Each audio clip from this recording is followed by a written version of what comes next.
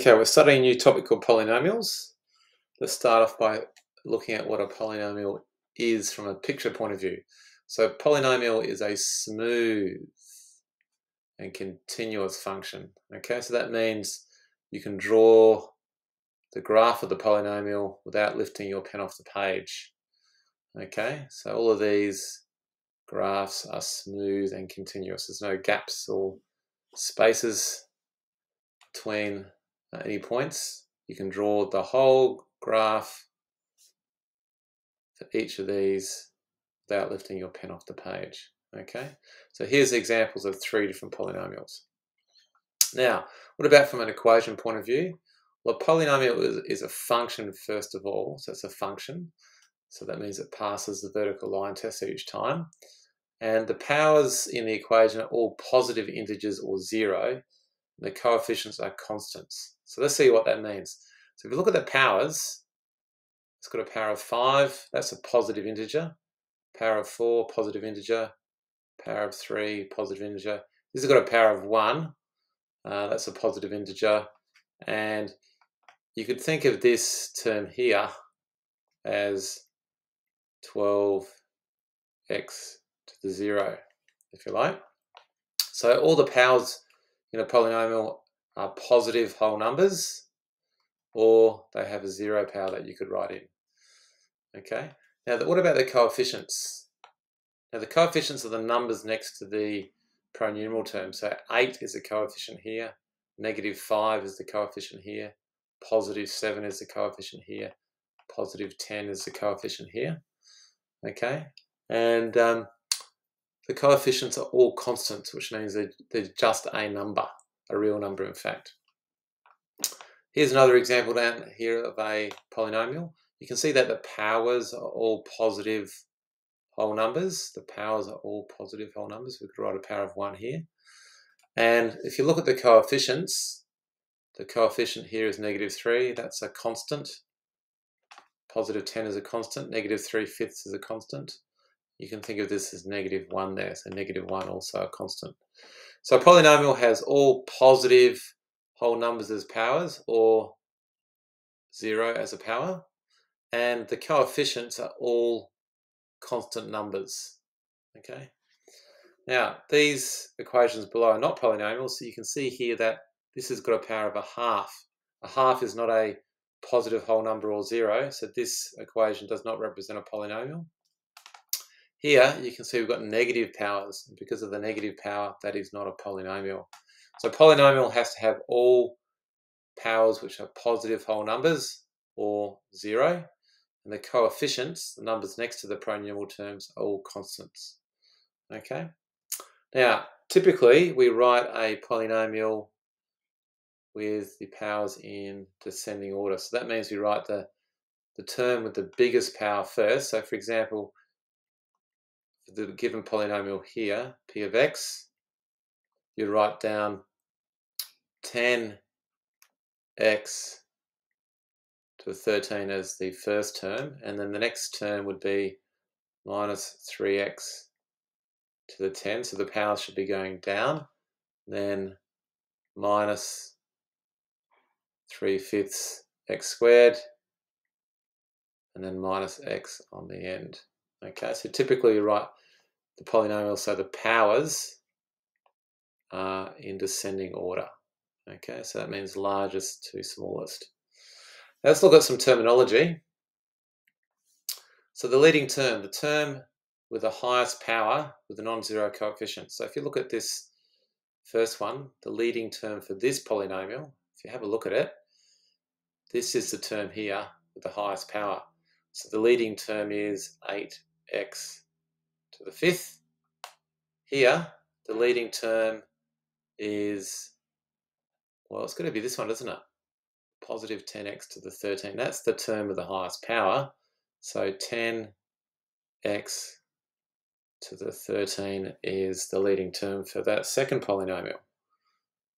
Okay. Let's have a look at the leading coefficient. Now, the leading coefficient is the coefficient of the leading term. So if you look at the leading term here, the 8 8 is the leading coefficient. So the leading coefficient is 8. So it's the coefficient of the leading term. Now here, the leading term is 10x to the 13. The coefficient of that is 10. Okay, positive 10. You can just write down 10 there. Okay, so the leading coefficient is the coefficient of the leading term. You could have also picked it up from here. Here's the leading term, 10x to the 13. 10 is the leading coefficient. The first one, 8x to the 5th is the leading term, and 8 is the leading coefficient. Okay, let's have a look at something called the constant term. So the constant term is a term without x. Okay, it is just a number on its own. So if you look at the first polynomial here, this is the only term here without a pronumeral next to it. So the constant term is negative 12. Okay. In the second one, if you look at it, all these other terms have x's. This is the only term here without an x next to it. So that's the constant term. You can just write that down as 6. And here, for this polynomial, well, there is no term without an x, but we could put a little plus 0 on there, couldn't we? Plus 0. So the constant term for this polynomial is 0. Now what about the degree? The degree is the index or the power of the leading term. So if you look at the leading term in the first polynomial, the power is 5 of the leading term. So the degree of this polynomial is 5. If you look at the second polynomial, here's my leading term because it's got the highest power. The degree of this polynomial is the power of the leading term. So the power of the leading term there is 13. So we would say the degree of this polynomial is 13. For this one, you can see the leading term is 7x cubed, and the power of that leading term is 3. So we say the degree of that polynomial is 3. Okay. Now, last of all, let's look at something called monic polynomials.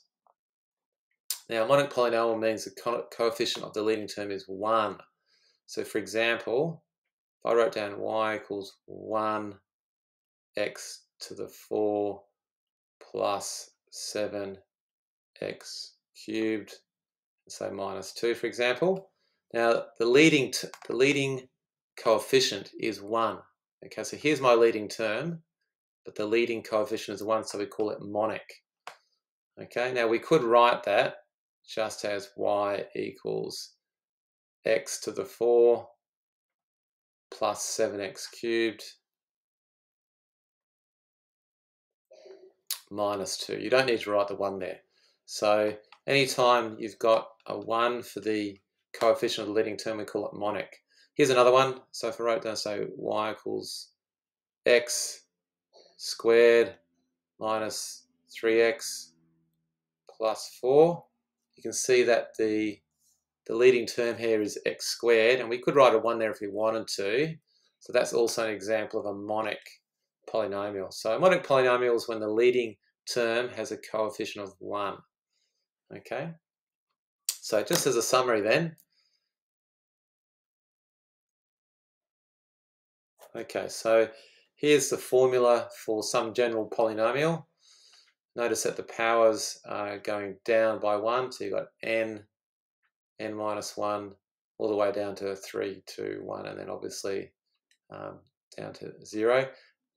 Okay, now the coefficients are the p terms. So Pn is the coefficient of x to the n, Pn minus 1 is the coefficient of x to the n minus 1, P3 is the coefficient of x cubed, P2 is the coefficient of x squared, P1 is the coefficient of x, and P0, if you like, you could say, is the coefficient of x to the 0. Okay, so those P numbers, they are called the coefficients. The leading term is Pnx to the n. So here is the leading term just here. That is the leading term there. The leading coefficient is just Pn. There it is, Pn, that's the leading coefficient. The constant term is the term without the x. So let's just get rid of this for a minute. Rub that out. So the P0 there, here is the constant term just there. Okay, that is the constant term.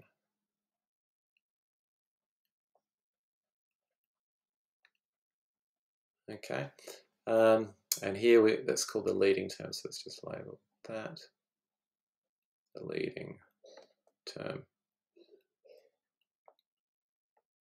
Okay, so the leading term is just that one there.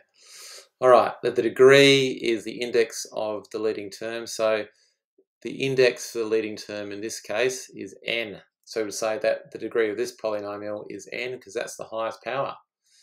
Monic polynomials will be if the leading coefficient is 1. Okay.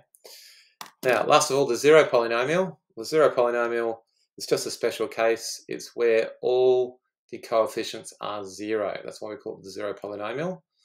And this equation here, this whole equation, could be simplified to just y equals 0. If you were to graph that, you'd have, say, the x-axis and the y-axis, your number plane there.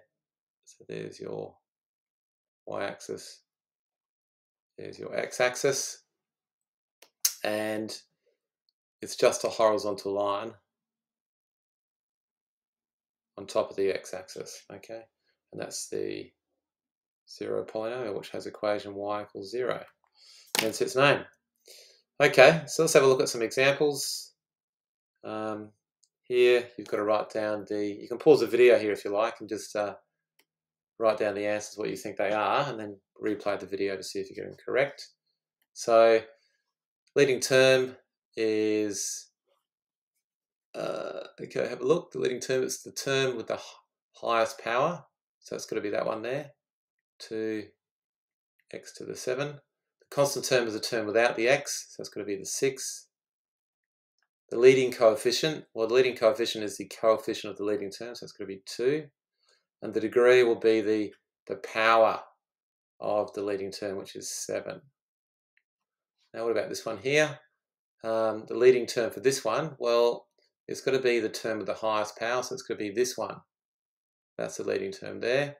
So minus 4x cubed. The constant term is a term without the x, so it's going to be 11.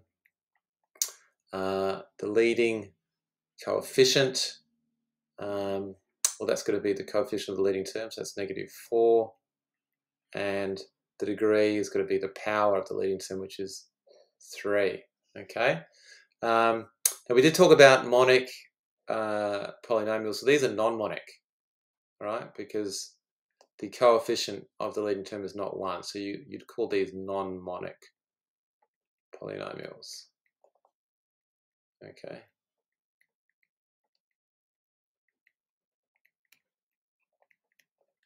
So both these in fact are non-monic because the coefficient is, so that polynomial and this polynomial not monic. Okay. All right. Now we can use function notation to also answer questions involving polynomials. So here it says find p of 3. So let's do this one, p of 3. You can pause the video and have a go if you want. P of 3 is 3 to the 4 minus 2 times 3 squared plus 10 times 3. You can put this whole thing into your calculator if you wanted to. You don't have to write all that working out. Maybe for the examples, you could just write that down as the working out. So if you put that into your calculator, 3 to the 4 minus 2 by 9 plus 30 plus 11, you should get 104 there. So that whole answer there is equal to 104.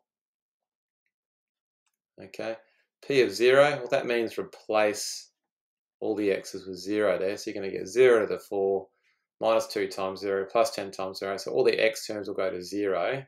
You're just going to end up with 11 at the end.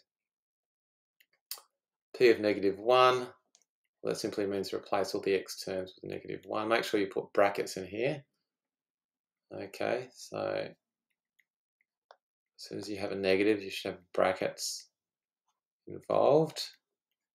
and plus 11. Okay, so that should be 1 minus 2 minus 10 plus 11. So you can either put that into your calculator or try and do it mentally. 1 minus 2 is -1. -1 minus 10 is -11. Plus 11 is 0. So we get 0 for that one. And last of all is the P of 2a. So P of 2a, that's going to be replacing all the x terms with 2a. So 2a to the 4 minus 2 outside of 2a squared plus 10 outside of 2a plus 11.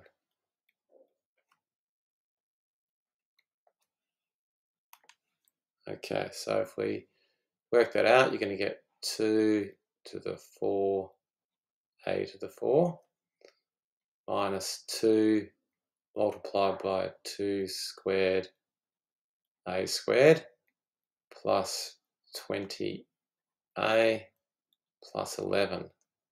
So it's going to give you 16a to the 4 minus 8a squared plus 20a plus 11.